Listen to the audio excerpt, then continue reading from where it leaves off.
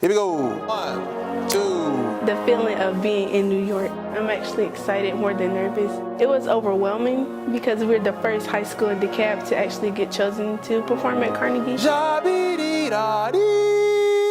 To me, it means the world. You know, I mean, not only do I get a chance to get my all-star dream band, I guess, you know what you want to call it, but we get the chance to perform on the most prestigious stage in the world. Ready? And 2, 3, 4. Leading up to Carnegie, when I start, there's nervousness, there's frustration. I look at the students, I know what they're capable of.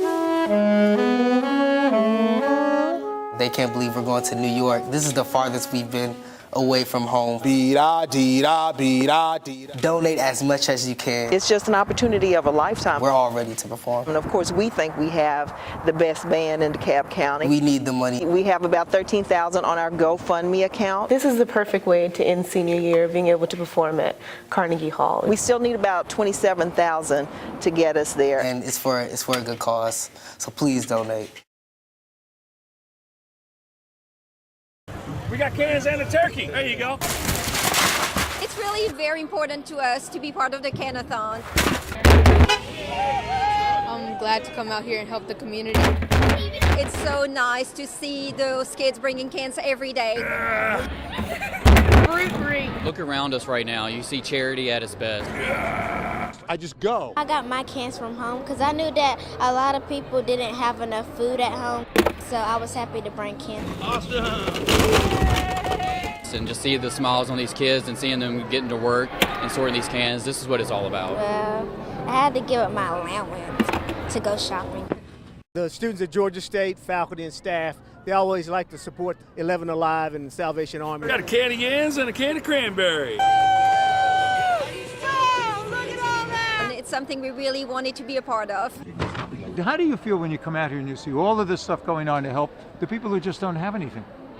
I feel great. It's like I just feel very proud of everybody for doing things to help other people.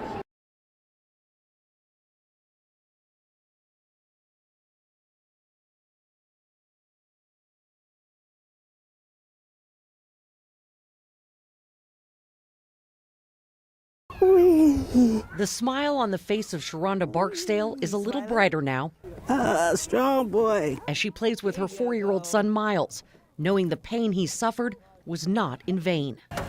I feel like a weight is off of me. I feel lighter. I feel younger. I feel happy. That feeling comes from learning 59-year-old Evelyn Bruce Mighty, a daycare owner who once cared for Miles as a baby, is headed to prison for 15 years. He threw himself down on the floor when he's angry at times, but I've never seen this. May 16, 2014, Bruce Mighty called 911 from her Lithonia home, saying a boy she was looking after had thrown a tantrum and then started to have seizures. But at the hospital, a DFACS worker suspected something very different. He has blood on the brain. They had to do emergency surgery. That story is inconsistent. Miles spent a month in the ICU. His mom says his brain was so swollen, doctors had to cut out a piece of his skull. And for a long time, no one was sure he'd fully recover. But amazingly, Miles has. He's doing wonderful. He's doing really, really good. He still has lingering effects from what happened. He doesn't have real good vision in his right eye, so he tends to favor his left eye. He still has a little bit of a limp on his left side. A little bit. When he runs, he'll drag his left foot every so often, so it makes him fall, but he gets right back up and keeps going. But he's really, really smart. His memory is amazing. He remembers everything. You're getting to be a big boy. She will never know exactly what happened to Miles inside that daycare, but she takes comfort in knowing that it will never happen again. I feel like this win is greater than us. It's not just for us, it's for any child who may have been hurt by her and any child in the future who could have been hurt by her. It was very painful, very. I've never experienced anything like this. Atiya Abdul Khalik still has a hard time looking at the pictures taken the night she says an Uber driver attacked her. That's her footprint. Like, it's purple and it's black. On Monday, Atiya and a friend were waiting outside this home. She says the driver was parked a few doors down. She thought she may have given the wrong address by mistake. and tried to ask about it. We put on our seatbelts, and I was like, well, did you see us waving our hands? Because we were standing in the middle of the street just waving our hands. And she was like, listen, I'm the driver, you're the passenger. If you don't like how I operate my vehicle, you can get out. You don't have to ride with me. So I said, okay, no problem.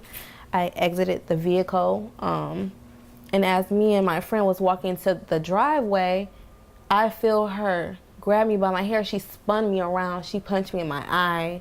She started kicking me. She threw me to the ground. She was kicking me all over my head, my back. This picture shows a deep bruise down the side of Atia's belly.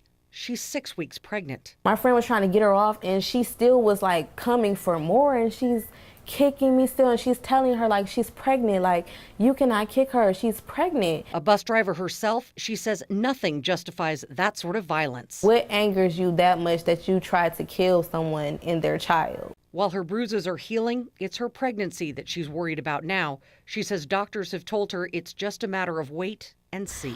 I just want to know that my baby's gonna make it. It's like, you can do whatever to me, but don't hurt my child.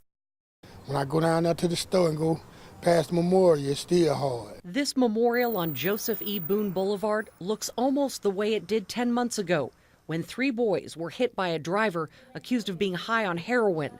9-year-old Isaiah Ward died. It still sort of tear me up, because I knew the kid good. Neighbor Danny McCauley remembers it all too vividly. Police say 29-year-old Ryan Lisbeth shot up with heroin and minutes later swerved, jumped the curb, and struck all 3 boys.